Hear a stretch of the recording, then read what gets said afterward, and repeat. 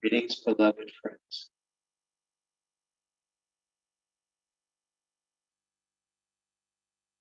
Thank you for your willingness to put your attention on that which is true, and true always. We know that you have free will that will never be interfered with. And the fact that you would take that will and align it with the will of God, the will of Source, delights all of us and is its own reward.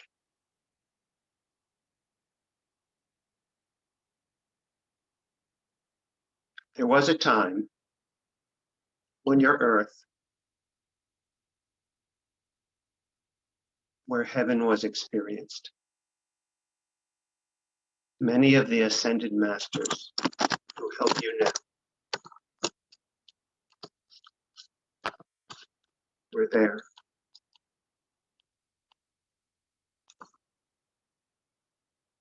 And it was a golden age. It was a time where everything flourished. Tremendous creativity was enhanced.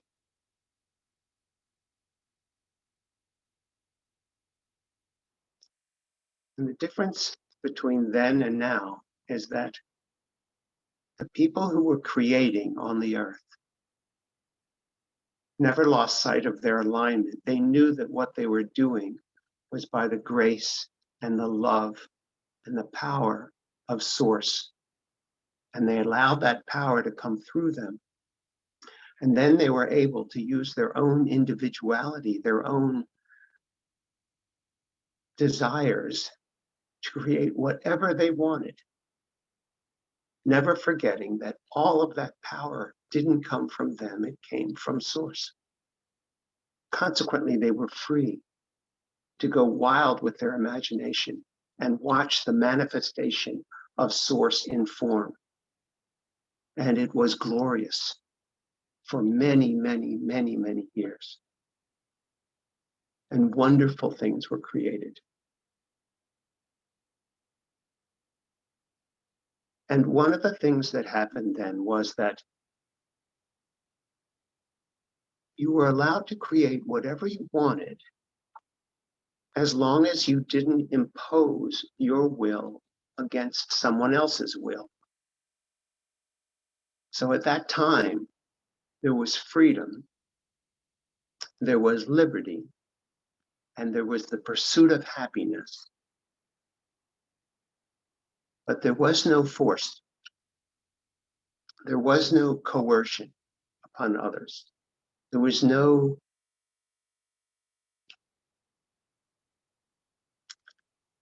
that would make another person feel put upon. Consequently, the cooperation that people experienced was totally volitional. You knew that whoever helped you with whatever you wanted to create wanted to do this out of love. Love for you, love for God, love for this new idea that you had. But you never had to worry that anyone was doing anything against their will, because free will was still in force. It was just being used to express love and creativity and God. And an interesting thing happened. After all of these creations, something shifted, just a little thought. Instead of, look what God has created through me. I can do nothing, but the Father through me does everything. Instead of that, the thought was, look what I did. Look what I created. Look what I made. I did this all by myself. And less people understood and experienced that Source was powering all of the ideas, everything that was being done. Once that happened, once this really took hold and people said, look what I made, look what I did, look how clever I am. What they didn't realize was that deep within themselves, they felt that they had stolen something from Source. They had grabbed what wasn't theirs and made it their own. They hadn't really, but they thought they did. And in doing so, they felt guilty. And having felt guilty, they thought they would be punished, that Source would be angry. In a sense, they were projecting this new ego onto God, thinking that God was as petty as they were, and therefore would want retribution. And the guiltier they felt, the more they were afraid of God, fearing retribution. And they thought maybe they could get rid of their guilt by making somebody else feel guilty or wrong. Like, I'm innocent by virtue of your guilt, they said to their fellow men and women. So they projected that guilt onto others. Of course, it never left them. A thought never leaves its source.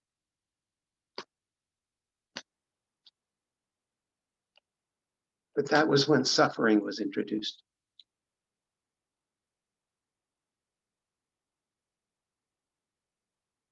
And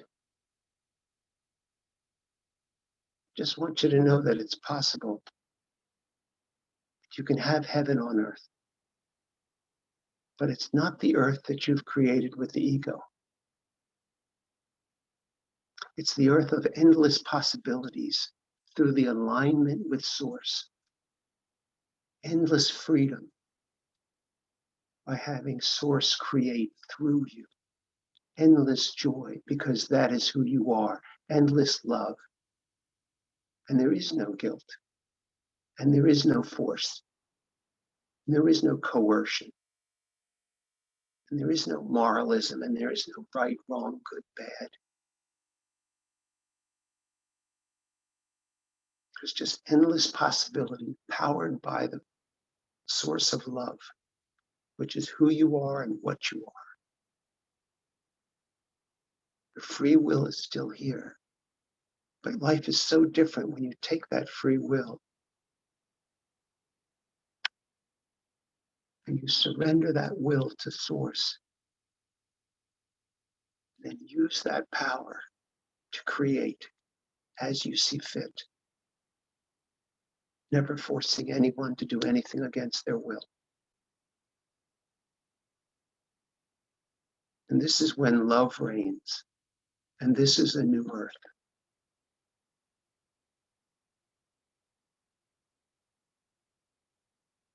And this is where you're headed. There's nothing to feel guilty about. No theft has taken place.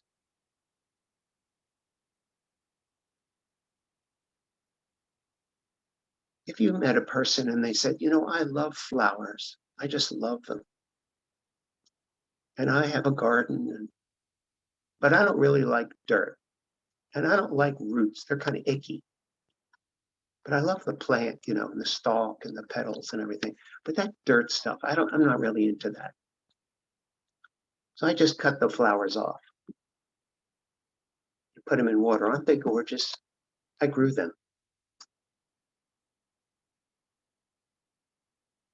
After a while, you realize, well, you add more water and maybe a little bit of sugar in the water, and they could keep them going for a while, but they don't last because they're cut off from their source. So it's an illusion that you made this plant and you just like the parts that you like. No, it's all fits together. You don't get the plant, you don't get the flowers without the soil, without the water, without the minerals, without the fungi under the earth supporting life. So it's a very limited perspective to think you only like the flower. If you open to the source of everything that you are, then you realize you can have it all. And you can create with the power of Source.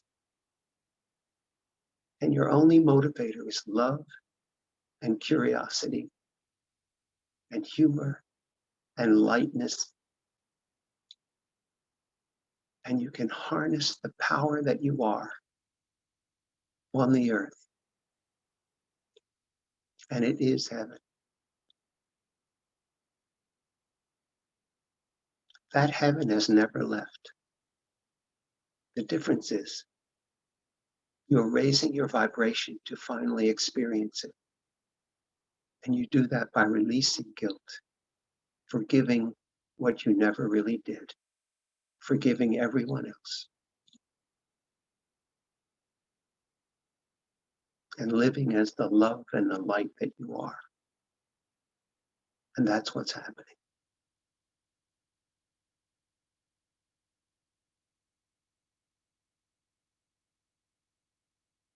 We love you very much. We applaud your awakening. I will speak with you soon.